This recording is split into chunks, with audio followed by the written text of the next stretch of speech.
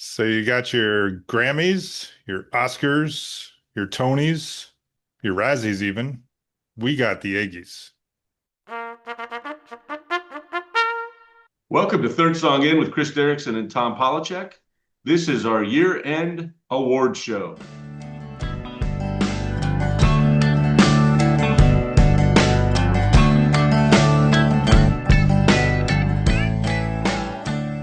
Go Eggies. Go Eggies, go Eggies. So, All right, Dean. so let's be serious for half a second and then let's go back to being stupid. All right, Um this done. is this is usually my favorite episode. I can't hang with you on some of the categories, but I can make fun of shit that you recommended all year. So Yes. that's what I look forward to. It's the only reason I do this podcast is to make fun of you for shit.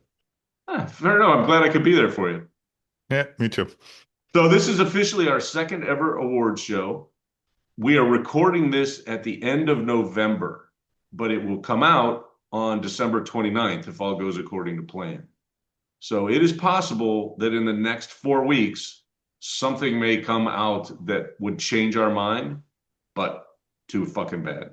And by the way, we kind of, I don't know if we ever did this, but we need to come up with the name for the good Eggies because I have come up with the name for the bad Eggies. So the worst gets a rotten Eggie. All right, fair enough. What would be a good, like a scrambled eggie? No, that doesn't work. Eggie souffle? You know what it I don't isn't? know. Almost as bad as a rotten Eggie is a poached Eggie. I do not like Yeah, poached eggs. don't like poached eggs. I'm with you there. I'm with you We could just there. call it the Noggles Award for the winner. Well, that's certainly what it's based on. We kind of stopped giving our egg burritos with sour cream ratings to our recommendations a few seasons back, but that is absolutely where it comes from. Is we used to rate things based upon on how many egg burritos with sour cream, egg burritos with sour cream they deserved, and that's what we're going to try to do here. We're going to start out with some eggies about the show or from the show. So it's really just an opportunity for you and I to pat each other on the back for what a great job we did for this last few seasons. And but we're also going to talk about our favorite pop culture releases during the year 2025 and the books, the movies, the TV, etc. that we like the most. And hopefully, people who have not been able to take in that pop culture will think about it because of this episode. Plus, Oh, it's also my chance to use the sound effects I don't use for the rest of the oh yeah. year. I get to use my applause sound effect.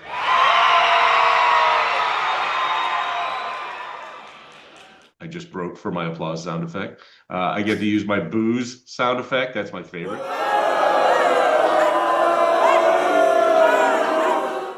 You didn't tell me we were supposed to bring booze. I didn't bring it. I just drank it, mister. I don't know what you're talking about. So you want to All jump into the right. categories? Yeah, let's jump into the categories. So the first category that we award, the second ever Eggie 2, is best recommendations from basically 2025. So Tom and I have changed the format a little bit. We want to recognize the former category we had where we had recommendations from a year. So season, I'm gonna maybe get this wrong. I think season six may have been like the 1990s. So the first one we recommended was from 1991, second episode 92, so forth and so on. So we stopped that, I think, in season seven. So Yeah, it's roughly from five, six, and seven. I am going to start and showing how unselfish I am. I went back to season six, episode one, the recommendation for the year 1991. I picked yours, Jungle Fever.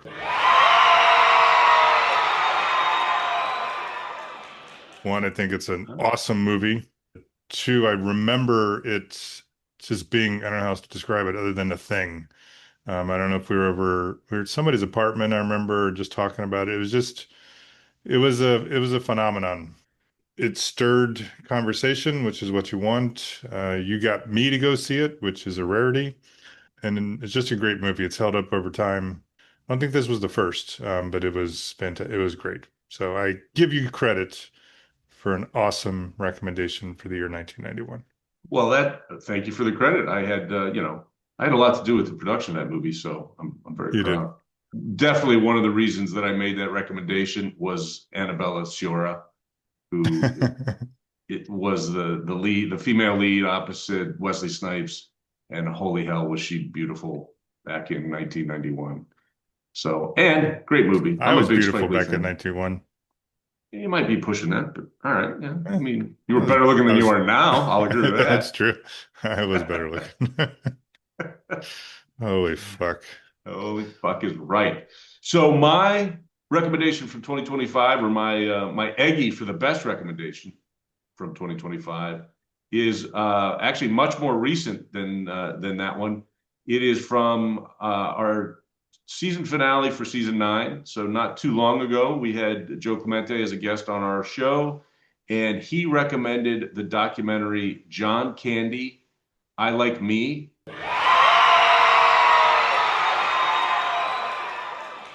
I think I watched it within a few days after Joe recommended it because I think he told us, "Hey, it's coming out on Friday." So it wasn't technically it was his staff pick, but I include that amongst the recommendations.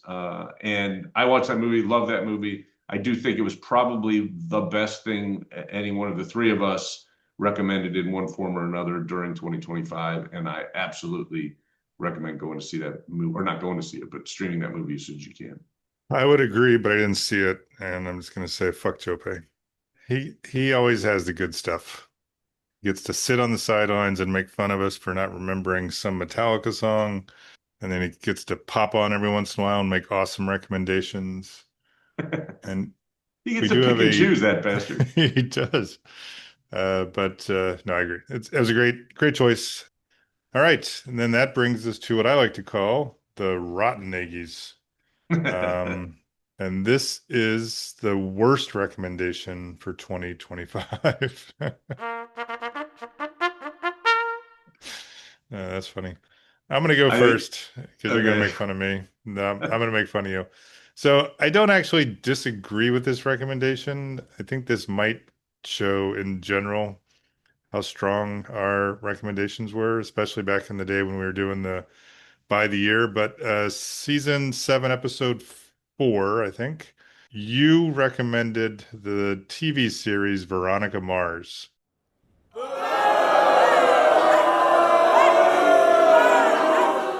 I've watched it and I like it. It just seems a little obvious to me. So I'm Ah, criticizing the obviousness of it. Because by all right. comparison, on that same episode, I recommended Dodgeball. It's not even a comparison, dude. It's you can if you can dodge a wrench, you can dodge a ball. I don't know what more you would want out of a recommendation than a quote like that. Well, you make a good point. There's certainly in that episode, I think you had the better of the recommendations, but I will stand But by actually, I've Veronica gone Mars. back. No, I think it's a good one. But I was looking for stuff to pick on, and you don't have a lot. And to pick a show that I think is fairly obvious, I think is your only weakness. Yeah, because nobody's ever heard of Dodgeball.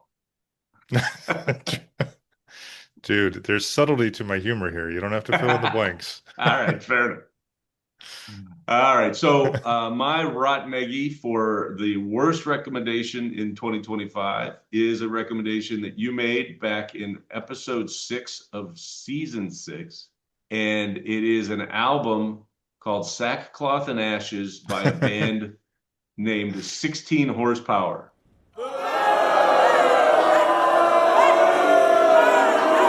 And my note next to this in the outline is I hate 16 horsepower. And that's the only reason I think it's the worst recommendation because there are a couple bands that are really considered kind of big deal Americana bands. They go back to being, I think, considered a big deal alt country band when we still use that phrase. And Yeah. I don't like their music. It's a little too sad and drony. And I don't feel that I don't think 16 horsepower does ever really does much that's different. Every song to me sounds very Yeah. similar, and that's the pure reason that I picked it. I looked at all your recommendations, and as you said, we tend to recommend stuff we like because that's what we're trying to do. We're trying to recommend stuff people might like to listen to. This is just one that doesn't, it's just not in my wheelhouse. There are a couple of those alt country bands back from the 90s that I just couldn't get into, and 16 Horsepower was definitely one of them. So they are getting the Rotten Eggie for 2025. I can't disagree. I think even when I made that recommendation, I described it as them as difficult to listen to, but worth it if you can get through some of their stuff. Because I'm not religious, but there's a deep, deep religious aspect to their music. Found some, I don't know if it was a blog. It seemed like it was before the internet, but that wouldn't make sense. It was a long time ago. Found some guy that went and found all the source quotes from the Bible. So the 16 horsepower steals a lot of stuff from the Bible. That's Is what that I'm right? Yeah, saying. that might be part of my problem, I'm guessing.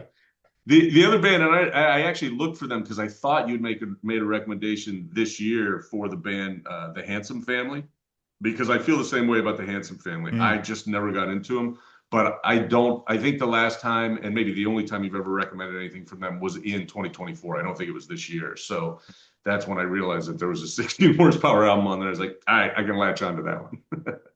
all right. No, one egg souffle and one rotten eggie. There you go. Yay. We're moving now, baby. So staying with the podcast and the I don't know, the universe of Third Song In, we're going to name our favorite blog of 2025. So for those of you who are coming to Third Song In with this episode, which is, kind of weird, probably, if this is your first Third Song In, uh, we also publish a blog, comes out every week. Chris and I alternate. And we've been doing that for it's probably been a year and a half now. We have a lot Yeah. of articles out there on Substack and on our website. And I thought it would be kind of cool to recommend something for the readers, the listeners to read. And I, in particular, want to recommend the article that was titled Ode to My Favorite Soccer Player,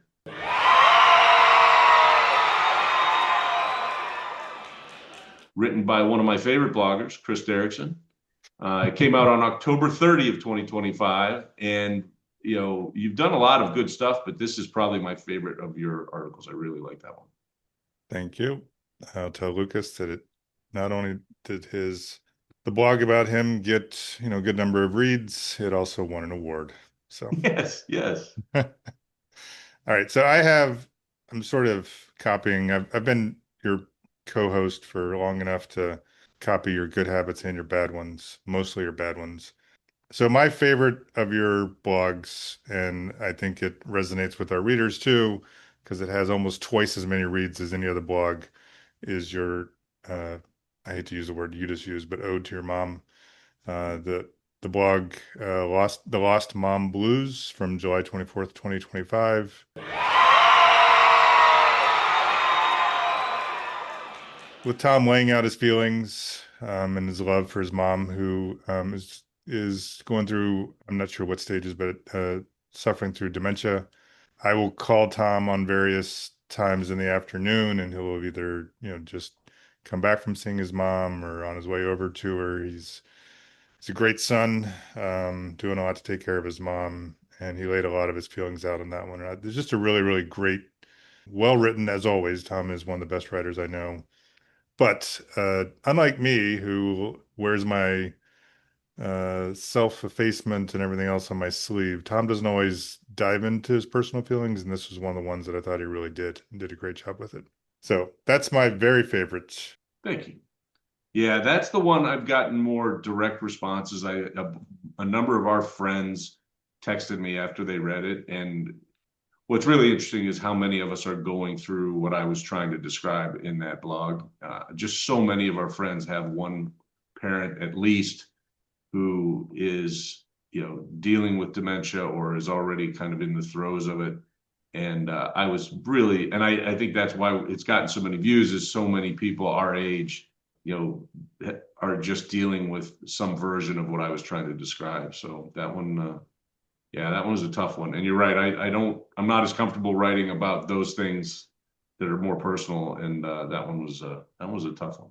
And since I had the intro about copying your bad habits, I have a backup, and I wanted to mention it because it holds a special place because I think it's really cool. So my backup, as your favorite, as my favorite, is the man upstairs, is smiling, which is Tom went and covered. I don't know if it was the opening show, but it was an early show of a friend's son's band. I think I got that right.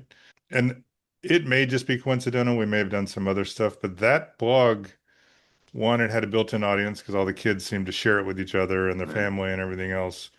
And I doubt any of them are reading any more of our blogs, but it seemed to kick off a much higher readership for our blogs. And again, that may have been coincidental, but one, it was cool because Tom describes just I hate to use this word because I mean it positively, the giddiness of one of the kids, just, Yeah. being up on stage and enjoying it. And if I was at that age, and even if it was, some relatively obscure podcast writing about us, it'd be really fucking cool. So I thought that was a cool blog, a cool gesture. And like I said, it may have been coincidental, but it seemed to kick off a little bit more, readership of our blogs. Yeah, that one was fun because I went to that show. To the headliner was the Dan Daugherty band, and Dan was a former guest of ours, and their new album was a staff pick of ours a few months ago.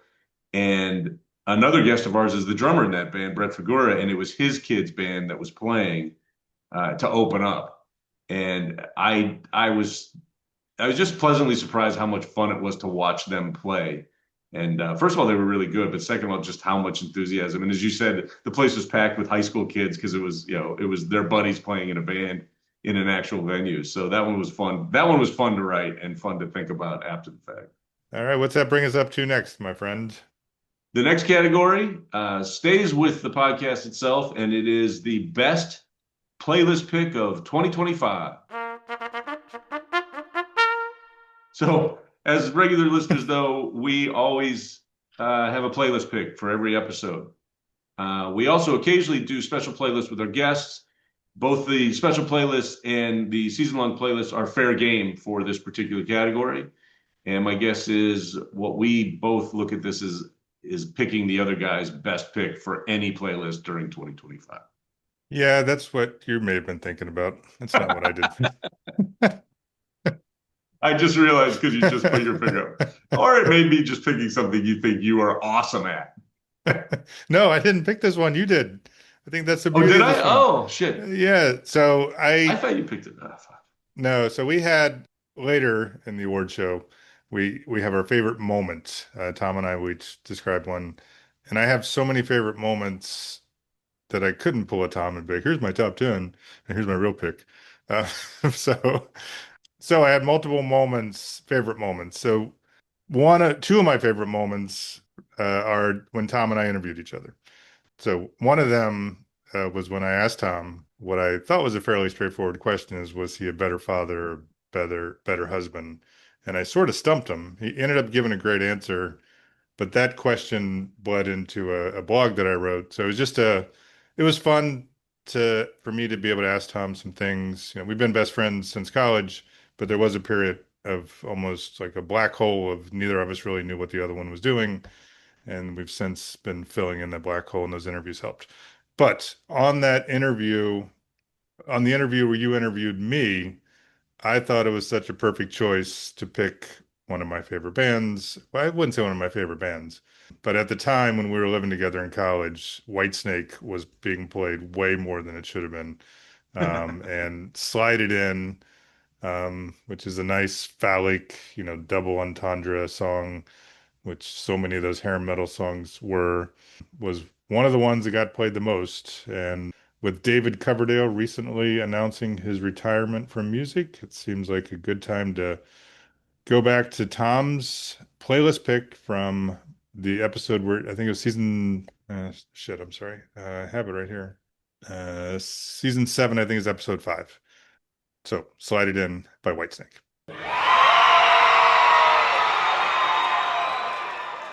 That's funny to think that those interview episodes were this year. I know. because it feels like it was so much longer ago than that, and what I guess it was 30 some odd episodes, but I time is definitely like all compressed when it comes to the podcast, I guess. And I do love that song. I was bummed out when I heard that Coverdale was retiring. On the other hand, he's got to be 70 or something years old, so it does make Yeah. sense. Speaking of time compressing on us. So my favorite playlist pick of the year 2025 came from season 8, episode 7.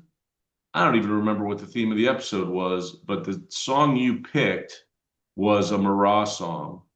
Hmm. And it is a Marah song I don't listen to as often as it's not, if you ask me to listen my top 3 or 4 or 5 Marah songs, I don't know if I would have picked this one, but it's My Heart is the Bums on the Street. And I went back and listened to it after you picked it and realized it should be in my top 5 Marah songs because it's really a great song. It's really well done. And I mean, I did, and we just argued about this. I did have some backups. You also picked from season 8, the first episode. You picked the Dangerous Ones Hmm. acoustic version of a Casey Anderson song. I listened to that song probably once every week or so. Love that song, and it really do think that was a great pick as well. And then I also, as one of my runner-ups, was the song "Bolt Cutter" again by Ike Riley, and I'm the one who picked that one, but I love that song, so I just wanted to mention that song again because I love it so much. But the winner for of the Eggie for best playlist pick of 2025 is "My Heart Is the Bums on the Street" by Marah. What a great song that is. You should listen to it right away. Yes, I'm happy that that was chosen. But don't worry, because I will give one of my songs the worst pick in the next category. So, Which is our next category. It is worst playlist pick of 2025. and I don't know what the rationale is, but we just picked something that is either way too obvious or just kind of sucks. So I went with a song that I chose for season 9. I listened to it on the drive in this morning. It's still catchy as hell, but I managed to convince myself to pick Breakfast at Tiffany's by Deep Blue something.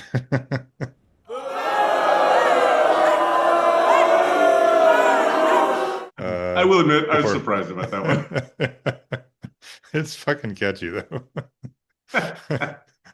But it's not a great song. It is. It doesn't belong on a third song in. And I will say this is a flat out backup, but I have another bad one by Honeymoon Suite, Lethal Weapon.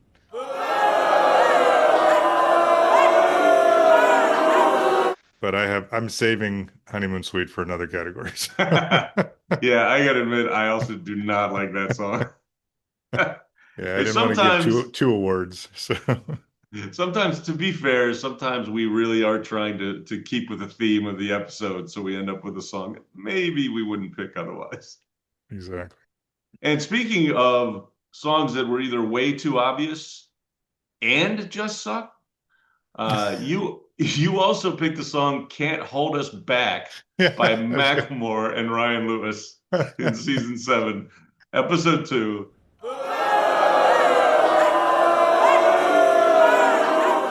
I know why you picked it. It was purely theme related to that episode, but that song is just too much. I kind of forgot about the two that you just talked about. But I will say I stand by the Macklemore song as being your worst playlist pick of 2025 and probably the worst one of the season. I can't disagree with you. But I do remember that one fitting. And I looked up the Deep Blue something song, Breakfast at Tiffany's. That was for romantic comedies. Seriously, that fits. It did. But It did. it And still sucks. it did make me think of like it was such a favorite of all the girls in college when we were there. All those everybody that you dated or wanted to date was listening to that song at one point or another. So it did make sense. It's just not great.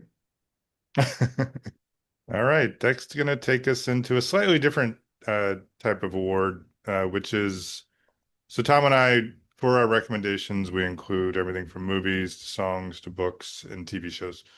So we are going to give our awards for the best of each of those categories for 2025. And I think the first category is movies. Yes, best film of 2025. This is a really hard category for me. Not that there were a ton of great movies this year, but the ones that I thought were good were really, really good. For example, the John Candy documentary is on my list of movies that I would possibly nominate for this category. And I got, I cheated and just used it as Joe Pay's recommendation, so I could say it in that category. But truthfully, I had two movies listed, and then 2 nights ago, the boys are home from college, and Tommy and I rewatched the movie that I had already seen in the theater that came out this year, and I've completely changed my mind. I'm not going to use either of the two movies I had on my list because rewatching the movie Caught Stealing by Darren Aronofsky. Mm.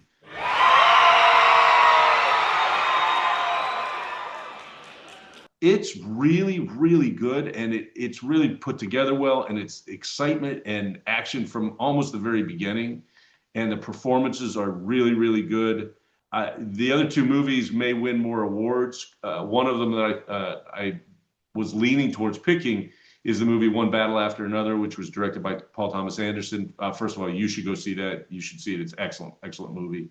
I also saw the movie Sovereign with Nick Offerman, which is really good, but just definitely depressing. And it's worth seeing. It's one of those movies, though, that you may only be able to see one time. It's just so devastating to watch from start to finish. And as I said, after watching the movie on video, having seen it in the theater, I think that Caught Stealing is my favorite 2025 release and probably the most fun movie I watched all year. Yeah, I had a lot fewer choices because if I wanted to pick something I actually saw, I think I've only seen like one or two movies all year. But I stand by my choice. I went with Ballerina, the spin-off from John Wick. And we did a Keanu Reeves episode this year. So it seems appropriate to bring him back and talk about, I mean, while he wasn't the star, he was still a great presence in that movie.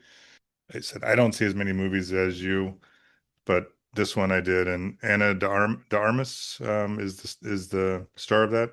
Yeah. And she was great. She's a badass and she's beautiful. And I love that combination. So I'm going with Ballerina. Yeah, that's a movie I haven't seen yet. I'm a big fan of You her, and haven't seen that? I have not. I haven't gotten around to it. Oh, dude. And I think I mean, it was always streaming, wasn't it? I don't remember if it came out in the theater or not. I think I don't know. It did come out in theater because I saw it in the theater. Okay. Yeah, no, So, but that, I gotta catch that one, and I believe I will like that very much because we spent a whole episode talking about how much we like the John Wick franchise in general, and it seems like more of the same to me. What's our next category? our next category is Best Music from 2025. I am going to start. I think there's a lot of great music, probably a lot of great stuff that you recommended, but I didn't listen to any of that. So I went and I'm going somewhat recent, which is something I criticize the American culture for. I've always, saying that the latest thing is the greatest thing. But I'm going to do that very thing and go with Rustin Kelly's 2025 album, Pale Through the Window.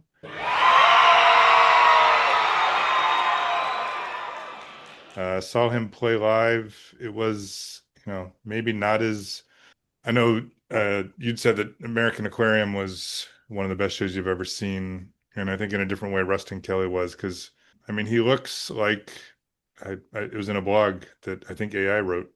He looks like a substitute teacher. He doesn't look like a rock star, but the dude can rock and he can write some heartbreaking songs. He can write some hilarious songs. And the new album isn't as depressing as some of his more recent stuff.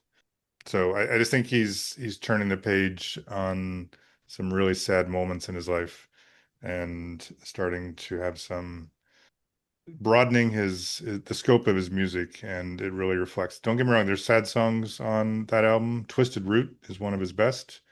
But songs like Waiting to Love You and Wayside, which is a criticism of pop culture and the whole swipe and being enhanced, enchanted by our phones, as Tom is right now, is it's a great song. So Preston Kelly's Pale Through the Window, the 2025 album.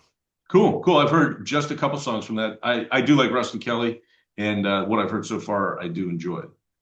The category is best 2025 music release, and we kind of did that way with our first Eggies, just because it was hard to say whether we would pick an album or a single or an EP. And the way music gets released these days, something great may come out, but it may only be a single and never actually attached to an album. And that's kind of what happened for me. My favorite release in 2025 is just a single from an artist named Nevi out of Texas, and it's the song "We Ain't All That Different." It was a staff pick for me quite a few episodes back, and it was a recommendation to me from my son Jake. I love that song. I listen to it constantly. It's just really, I feel like it's kind of unique. He's got an interesting voice. He's very hard to pigeonhole. I don't think he falls within a particular genre of music. And it's that again it's a song about racism is what it is. So it's got kind of a deeper social meaning, but it's also just a fun song, and he sings it in a fun way. And he's got just kind of poking fun at his buddy who's a white guy who doesn't realize just how similar they are, and how similar their families are. Anyway, I really like that song. And as I was trying to go through all of the releases from 2025, and I think there were a lot of good ones, I just kept coming back to that song. And I recommended it once as a staff pick, and I highly recommend it as my favorite release in 2025. Great choice. I have not listened to that, so I will listen to it after we wrap You up this said you were episode. going to. I know, I say that a lot. You do say that quite often. All right, that's going to bring us to a category that we might actually have the same choice. Tom and I did not reveal our choices to each other before sitting down to record this, and we're filling them in as we get to the category. Best TV series 2025. Did we hit the same one? We hit the same one. We just Yes. behind the curtain a little bit. We've been adding the our picks to our outline as we go along, so we haven't revealed them in advance at all. And as you were saying that, and I realized what you were picking, I just clicked it on. I cut and pasted it in from my other list, and sure enough, we have the same pick. So go ahead. No, you go ahead. You've watched the entire series. I did start watching it for once I listened to. I love it. I think it's great. I can't wait to get to the end, so don't spoil it. But you've seen the whole thing, and this is your recommendation, so I'll let you roll with it. And yeah, so you didn't name the show, but the show is The Oh, Lowdown, which is streaming on. Do we remember where it's streaming? I think it was Hulu. I think it was Hulu as well. It is just an outstanding TV show, as I indicated, because I think I made it as a staff pick, and at that point, I think originally I made it as a staff pick. I had seen about 3 or 4 episodes, and then I think for a post facto, after I finished the season, I came back to say just how great it was. And it stars Ethan Hawke and a really, really good cast of supporting characters. It's set in Tulsa. It's very noirish. It's very Coen Brothers-ish. It may or may not come back for a second season. It's set up to be standalone if necessary. I hope there's a second season, but I will say there would be something to just having this kind of novel on TV, 8 episodes or whatever it is, and that be all of it, because it tells a story from start to finish, and it's just really well done. So yeah, I this is our, I think, very first time where we both picked the same thing for a category, and I have to say that I think it's deserved. I agree. I don't know. There's some TV is such a wide spectrum of like what's good. Some stuff's just goofy, like is it Scrubs? The shows like that, which are just dumb and funny. Mhm. This one, when you watch it, it's got that movie feel. It's really, really well done. And I think I said when you recommended this as a staff pick that I've never really got into Ethan Hawke, and this show, I really liked him. He was great. Yeah. So, Yeah, so we got our first joint category winner, the lowdown for best 2025 TV. I will say that a runner-up, and it wasn't really close in my opinion, but season 5 of Slow Horses was awesome. That show's now been around obviously for 5 full seasons. It is fantastic. The quality is just as solid as it was for the very first season, which you don't often see. So that's another great TV show. But I felt like the lowdown really, particularly as you got to the end of it, just kind of outpaced everything else I was seeing on TV. and we're winding down to the end of the official awards. But before we get there, we still have a couple more categories. Best book read in 2025. Note that we did not say best book released in 2025. So let's go with yours first. Yes. So this was again, I had a close race, and originally was going to pick one that I had recommended as a staff pick during the season, during one of the recent seasons, I think season 9. But instead, I went back to look at my Goodreads and the books I did read in 2025, and I forgot that earlier in the year I read Chain Gang All Stars, which was written by Nana Kwame Ajay Brenya.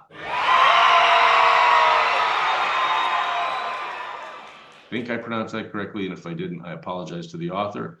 It is a fantastic sci-fi kind of, it's not post-apocalyptic, but it's a very dystopian picture of the United States. And the idea is that criminals are given an opportunity to work off their sentences if they agree to be basically gladiators. It's a whole gladiator thing where they're teams and individuals that battle each other literally to the death. And it's based upon the premise, it is a little depressing, but I felt like it ends on an uplifting note, and it's kind of about how these people are trying to save each other even though they have to battle each other. It's just really well written. It's a really interesting commentary on current society, particularly American society. And I can't remember the year it came out, but I waited till it came out in paperback, which is kind of my MO. And as soon as it did, I bought it and I read it immediately, and I loved it. So that's my best book read in 2025 is Chain Gang All Stars by Nana Kwame Ajay Brenya. Very good job pronouncing the Maybe author's name. Yeah, since or he's not not. here, we won't know. All right, I've gone back and forth on this one, and then I'm coming back to one that I think I made as a staff pick. I'd have to go and check it out. But it's a book when I read it. So the book is Ring Shout by Jelly Clark. I think I told you about it. It's a science fiction book. Sort of, it's got some magic. It depicts the KKK in southern towns, and they're basically aliens. And there's this group of young women, young African American women, who have some mentors who've helped them with magic to fight the aliens or demons that are the KKK. It's a weird story. And when I first read it, I thought it was a little gimmicky, but I can't get it out of my head, which I think is a sign of a good book. And I just started another book that was published in 2025. I'm about a quarter of the way through. It's called Bat Eater and Other Names for Cora Zhang. Also, I think it's borderline horror movie, but it starts out with, it's very timely. There's two sisters, they're Chinese living in America. Uh, during, what am the shit, I have the word apocalypse stuck in my head, but it's during the, what do we just go through with the COVID? Going through COVID Pandemic. pandemic. Damn it. So but the sister, some guy comes up and pushes her sister into a train and calls her a bat eater, as he does, and he runs off, and it just devastates this woman's life. So I'm just in the beginning of it, but it's very clearly dealing with how we've demonized certain populations. I think it's going to be a really good book, and there's aspects of it that reminded me of this book that I'm recommending, Ring Shout. So, as I said, I have it as the staff pick previously on the show. I'll find that episode and put it on the website, probably as a post facto. But it's Ring Shout, which was published in 2020. Definitely recommend folks check it out. It's a short read too. Yeah, I haven't read either of those books, and they sound very interesting to me. That first one, well, the one you recommend in particular, seems really cool. Yeah. All right, so our next category, and we're shifting back to the podcast itself as opposed to our more universal view of pop culture. But I felt like we wanted to put these last two categories at the end of it all. As regular listeners know, when we have a guest, most often we will do a special playlist with that guest. They'll help us curate a 10-song playlist. We ask the guest to give us a theme, and then we all try to pick songs that fit within that theme. And this was a really difficult category for me because truthfully, the special playlists, there have been a lot of really, really good ones. The season long playlist can be a little hit or miss because we try to match stuff up, themes for each episode, so they may feel a little disjointed at times. But the special playlists are all along a specific theme. And man, we've had a couple really good ones that we put together with our guests. And I did find it kind of hard to narrow it down. My honorable mentions are the playlist we did with Marzell Richardson. I thought that was really, really fun to listen to. I thought he did a great job of kind of picking a wide variety of songs, and we filled in around him. Mike Trisna, the owner of Chicago Street Pub, his playlist was for episode 607, and he's a big punk fan. And that, again, is another one I listen to over and over because I think it's a lot of fun. But weirdly, the one I'm picking, my favorite special playlist for 2025, is from episode 806. We titled it Shit We Like. It was with Dante DiBartolo. It's very funny because he spent a lot of the episode talking about how he really wasn't a music guy and he was nervous about doing the playlist. And he ended up just kind of picking his favorite songs. And we did the same thing. And I think it turned out to be a great playlist. And I've probably listened to Shit We Like more than any other playlist over the last 12 months or so. So shout out to Dante, who was a great guest and helped us put together a great playlist. I agree. I thought we might overlap on this one. I actually almost picked Dante's. I almost picked Bammy's as well because that one stretched me. It was a little bit more focused on world music, and it's not an area that I'm overly versed at. And then there was one, uh, we have the shit we like, and then the shit we get stuff done to. What was that one? Just the songs we listen to when we're trying to get something done. Like, I think it was I gotta called Get Shit Done, if I'm not get wrong. If shit I'm not done. Yeah, because we like to use curse words in our playlists. We sure do. But in the end, the one that I like the most, and it's probably the one that music-wise you like the least, but the whole experience of making a list with Sloan Armstrong of absolute shit kickers, which is what we called the playlist, just opened it up for me to have some fun with some of the really heavy stuff that I usually only pick to piss Tom off. Um, and in this case, I picked some heavy stuff, and I didn't even come close to having the heaviest stuff on the playlist. It was just, and it was great to listen to stuff that I wasn't overly familiar with. But it allowed me, as I said, I will get into some really heavy, in my world, really heavy music, and Sloan opened the door to way more heavy stuff than even I know about, and I really enjoyed listening to that one. I really enjoyed making that one, I guess is part Yeah, of it. So I was going to say, for me, if the category was specifically most fun making a playlist, it probably would be Sloan, or she'd be right at the top of the list. On the other hand, I'm never listening to that fucking playlist again. I listened I to it was about once all the way through because I felt like I should, and it's just way too heavy for me.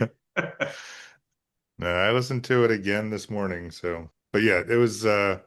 it was hard to make decisions. We had the great one with Joe Pay about collaboration. Yeah. I thought that one was fantastic. We'll pimp our playlists all the time, but I would definitely encourage folks to listen to them because there's some really quality combinations of songs out there on these playlists, and it's not just Tom and I with our music. We're the special playlists we do with guests are easily my favorite. Yeah, we definitely get stuff that I haven't heard before and go out and listen to and realize that, this is an artist I should start listening to more regularly. But in particular, for the Eggies for 2025, we want to give a shout out to Sloan Armstrong and to Dante DiBartolo for their special playlist this year. They were a blast to make. Going on record as saying that the next episode we record, the one that should follow after this one, could be my favorite playlist for 2026 for Larry Kinbaum and the songs that Yeah. we know that he has chosen, which are going to take Tom and I straight back to the 80s, my friends. Yeah, I think that's where we're headed, right? It's a time machine and it's coming quick. That episode, that'll be a 2026 playlist, and I think it's already a front runner for an Eggie. And I haven't even made my playlist yet. Just telling you it's going to be good. Yeah, I think you're right. I think you're right. So our final third song in Eggie category for 2025 is our favorite moment from the podcast. So we go back to January. We try to remember what the hell it is we said and did. And I had a blast this year. We just not long ago celebrated our second year of podcasting. And without getting too mushy or schmaltzy, I'll say I'm having a blast, dude. I'm really enjoying doing this with you. And all the reasons we started it still exist for me. So there was a time where we thought maybe if we could get to 50, we would quit. And then we decided we were definitely going to get to 100, but then maybe quit. And I got to say, as we approach 100 episodes, I'm ready to do more. So hopefully you feel the same way. I'm with you. I think we got at least a couple more seasons in us. Absolutely. So this category is our favorite moment from any episode that occurred in 2025. I'll give you my pick. My Eggie goes, and I believe this is now Joe's second Eggie of the episode because he got my Eggie for best recommendation, and he shares this one with you from our Cheers episode, which was the season finale of season 9. And I have listened to you two sing the Albania song from Cheers that Coach and Sam sang in an early episode. I've probably listened to that little segment, I don't know, 10 times. Every single time I hear you two, you start to sing it, and then Joe Pate jumps in and starts singing it with you. And then all you can hear is me chuckling in the back. And I laugh every time I hear it. I thought it was awesome. It is hands down my favorite moment from this season or from this year in the podcast. Yeah, and I went with, so I was gonna joke and say that my favorite one was during the Rocky episode where you totally fucked up the Creed movies and and then we had to go back and record that Yes. part. But that seemed a little mean-spirited, so I went with that one. Well, yeah, maybe merited though. So doing this podcast, yes, has been fantastic, but there's been some really special moments. So for me, it was reaching out blindly to Matthew Grimm, who was the lead singer of the Hangdogs, and then having him respond and say he would do the show, which was really cool. We got 2 episodes out of that. I encourage you to go back. I can put what the episodes are. They were season finale, and I think was it a season finale? No, first 2 episodes of season 9, I think, or 8. Might have been 8. I think it You was really 8. ought to know that, but Yeah, it we was really definitely should. the very first 2. I was super nervous about that and was probably a little too fanboyish at times with Matthew. And Tom multiple times appropriately gave me grief, like, dude, just dial it back a little bit. And then I got to see Tom have a similar reaction when he fairly blindly reached out to Ike Riley, who for months now, Tom has been talking about his music, the fantastic documentary done on him. He's watched some of his live shows on Zoom. Huge, huge fan. And that Ike Riley responded and did the show. Tom got all geeked out, and it was kind of fun to watch him. In hindsight, then one of my favorite moments, we talked about this, I think it was yesterday or the day before, where Ike at the end of the show said something about how Tom got through his marketing people and got Yeah. directly to Ike, and that he has a hard time saying no to anything. And we're like, What I think what he said was is like he said I thanked him and he said yeah I think what I said was I can't believe we got to get you on the show, and his response was yeah, that's a sign of bad management. And then he said, I think you bypassed everybody, and I'll say yes to anything," yeah, that's which was Buzz. kind of a backhanded comment to make, but Yeah. it was one of the funniest parts of the episode, I think. I So that's agree my with favorite you. moment. Yeah.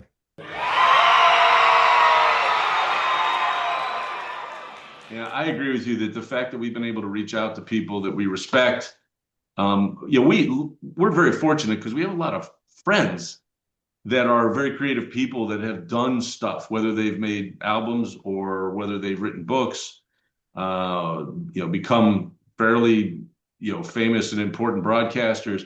But those people are friends, and frankly, they'd probably be embarrassed to say no to us because it make them look like they were jerks, even if they didn't want to do it. Um, so we've been really lucky when we have those people that are nice enough to say yes to us. But when we reach out to people who don't know us at all and they still say yes, and we still turn out what I think is a pretty decent episode, that's really exciting. That is a very cool part of this podcast so far. I agree. Yep. All right. So that brings us to the end of the Eggies.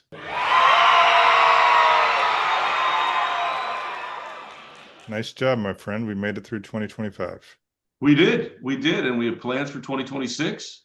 We're certainly, as we've said 100 times at this point, we're working our way towards our 100th episode. And I had a great year. I had a great time doing this. I don't know if we're getting better, but we are certainly continuing on. I think it's fair to say that we're not getting worse. Yes, we haven't gotten worse. I would agree with it, except maybe this episode.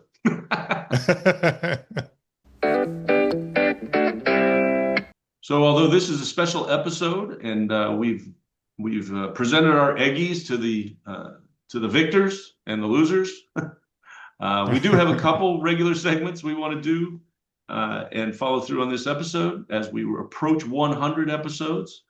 And our next segment is the Loft of Wisdom. You better open up your eyes, babe, because fools do get wise. Loft of Wisdom is where Tom and I tried to replicate the actual loft we had in college in our corner double, made out of 2x4s, holding up our beds, and we would randomly put meaningful or sometimes not so meaningful quotes right on the loft, write it in our black Sharpie. Oftentimes done while drunk, but other times done just something inspired us. And it's been great because as I'm going through life, I'll hear some stupid ass quote, and I'm like, I gotta write that down for Loft of Yeah, Wisdom. And it may not even be like a famous person. What's I have your that same list on my phone. yep. All right, so why don't you start us off this week? All right, so this week, getting ready for this episode, spent a lot of time looking back at our 2025 and trying to see if I could pull a quote from one of us during that period of time. But that we don't really come up with that much that's worth personally is worth being on the loft. So as a result of getting ready for the Eggies, I was thinking about all of our past episodes, and in particular our season finale for season 9 with Joe, where we discussed the show Cheers. That actually caused me. I've been watching the first 2 seasons of Cheers, not regularly, but every few days I'll put one on while I'm, getting ready to go to bed. And I just forgot how much I love that show. And recording the episode with you and Joe reminded me of that.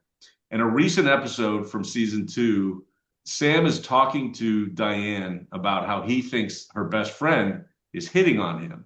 And the best friend, by the way, was Marky Post, who ended up being on Night Court. Really, really cute blonde woman. So Sam is trying to convince Diane that her friend is hitting on him and how hard it is for him to keep fighting her off. And the quote is, I don't have much experience with saying no to women. The closest I ever got was, not now, we're landing. And I was sitting by myself in a family room watching that episode, and I literally laughed out loud and rewound it and listened to him say it again. So, and then I wrote it down on my phone, and it is my quote for the Loft of Wisdom for this episode. Nice. All right. In the spirit of not being very prepared, I still found a winner. I work at Duke. Jerry Seinfeld is a huge presence at Duke. He's the president, and his wife is the vice president, I think, or they're the co-presidents of the Parents Club. They have at least one or two children that either have gone here or go here. I'm being vague purposely, but it's open that he is active at Duke. He's also pretty fucking funny. I found a quote of his about award shows, and I'm not sure if Tom has gone through this, but I know I have. But Jerry's quote is, winning an award is like getting a vasectomy. It's a great honor, but nobody wants to watch the procedure. So hopefully people wanted to listen to the procedure, and we hope we've provided some entertainment with our choices for the 2025 Eggies. And thank you, Jerry Seinfeld, for summing it up so cleanly. That's a great quote. That's a great quote for this episode. That'll go up on thirdsonginpodcast.com. We have a drop down menu from that I think is titled From Our Shows, and you can find the Loft of Wisdom there. And it has all of the quotes from this season. So finally, our final segment for the episode, and every episode is our playlist picks. Every episode, we each pick a song to put onto the season-long playlist. And I think in this case, we did a pretty good job of trying to capture the idea of an award show and a year-end look back at things. Nice of you to say that, because I struggled, but at least you got my reference. So I went with a song by Volbeat. It's one of my favorites. And so you can blast this one, which I think is equally powerful as the Lola Montez song. But this one's called Still Counting. So they're still counting the votes to determine if I won a few more Eggies or not, but I guess we're probably going to stick with what we have. This song has one of my favorite lines, counting all the assholes in the room, and I'm definitely not alone. I think that's a great line, but there's a point where they're building up to this great guitar part of the song, and he just goes, "Za!" And then it launches into this guitar part. I play that part over and over and over again. I love it. They're from Denmark, I believe. I'm not sure if "za" is a word in Denmark, but I don't think so. It works in this song. So, Still Counting by Volbeat from their 2008 album Guitars, Gangsters, and Cadillac Blood. All right. I want to try that one. I'll give it a try. I think you like it. All right, cool. My pick for the playlist is from the Bottle Rockets album, Brand New Year, which came out in 1999. The song is Another Brand New Year. And because this episode is dropping on December 29th, I thought it was fitting. And I love the Bottle Rockets, and I'm not sure if I've ever put a Bottle Rockets song on the playlist. So enjoy. Yeah, Bottle Rockets were, I would argue, like your top three. Seems like at one point. I feel like you were all into the Bottle Rockets at a time where. Oh, you mean in general? I thought you meant. Oh yeah. Just in no, not in the podcast. But no, I don't think you've made recommendations. So if you haven't, it's pretty impressive that you waited almost 100 episodes in to make a Bottle Rockets recommendation. Yeah, I did. I love that band. They're another of those bands that kind of came up right around the same time as Uncle Tupelo. They were from that Southern Illinois, St. Louis area. I've seen them live a bunch of times. They don't tour anymore. They broke. I think they're officially broken up at this point. Yeah. But they're fantastic, and that's a great album. It's a really good song, and if I did one, it was early on because I can't remember a playlist pick or a recommendation of them. All right, that brings us one episode closer to episode 100, and the 2025 Eggies on Third Song In are recorded in Chapel Hill, North Carolina, and Joliet, Illinois. Email us your thoughts on our Eggies and anything else about the show at thirdsongin@gmail.com. Email ya. I mean, email, email za. Za. Za. Uh, look for our website, thirdsonginpodcast.com. Please follow, rate, and review the podcast wherever you listen to us. We are everywhere. We stream on Spotify, Apple Podcast, Amazon Music, YouTube Music. We're on Pandora and Overcast now. Please give us all of your fucking stars. I feel like I'm repeating myself. Give us stars, download the podcast, share the podcast, tell people about the podcast. We're going to stick around, so you might as well let other people know because we're not going anywhere. Also look for us on Facebook, Blue Sky, Instagram. We will post updates about the episodes, about the podcast in general. We'll also post information and links or repost those things for our guests and friends of the show. So it's a good place to keep up to date in between episodes. And we would ask that you follow us on all of those social media locations. We are also on Substack. So if you look for Third Song In, you can subscribe and you'll get the weekly blog directly in your inbox. Just makes it a bit easier for us to understand what our readers want, if we can see statistics on what blogs resonate and which ones don't, like Tom's fantastic one on his mom that I gave an Eggie to. The Eggie winning blog. Yeah, the Eggie I'm winning. going to refer to it now as the Eggie winning blog. I wonder if we can put that like as a little tag on Substack. Yeah, I think Eggie winner. Please tune in next week. Next Monday, our episode will feature our guest, former Washington University football coach Larry Kinbaum. Really looking forward to it. Larry just published a book about coaching and leadership. It's a great read, and I'm looking forward to the conversation. And in general, I think sometimes Tom and I forget to do this. We want to thank our listeners. However many we have, we appreciate each and every one of you. While we do that, we started this for very selfish reasons. You know, we're continuing to do it, for selfish reasons still, but also because we know we have some folks out there that listen every week, and that means the world to us. We really appreciate it. Share your thoughts with us too. Go to the website, send us some ideas, criticize us, tell them that I talk too much or that Tom talks too much or whatever. Just tell us za. You've been listening to Third Song In with Chris Derrickson and Tom Polachek. Thanks for listening.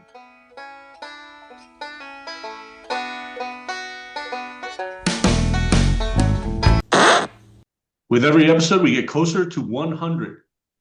As a result, we asked some of our former guests and friends of the show to record a message to us to tell us what they thought about this milestone. Here are a few. Congrats, Tom and Chris, on 100 episodes of Third Song In. You guys rock. Jerry here. I'm proud to have been a guest, and I'm looking forward to the next 100 episodes. Hello, Tom and Chris. This is Brett Figuera. Third Song In podcast, 100 episodes. Congratulations. How did you ever do it? Who knew? Anyway, thank you on behalf of myself and so many other of the creatives and other talented people you've had on your show for putting a spotlight on local folks doing cool things. I appreciate you having myself on and introducing me to some new people. Keep up the great work. Congrats. Hey, Tom. Hey, Chris. This is Dan Doherty just saying congratulations on 100 episodes of Third Song In, a podcast that I love and I frequently listen to on my drive to and from work. It's like an old friend in the passenger seat. And I just want to say that I have a bunch of favorite episodes. Some of them would be David Lynch, the retrospective you did on him. The Swing and a Miss episode is one of my favorites, where it's great artists who don't make great work. And then, of course, all of the love you guys give to the local community in the south side of Chicago, including the episode with John Condren, the episode with Brent James, the episode with Brett Figuera, and even the fact that you guys let me on the show not once but twice. I don't know who was in charge of that decision. I appreciate it. And here's to 100 more episodes of Third Song In.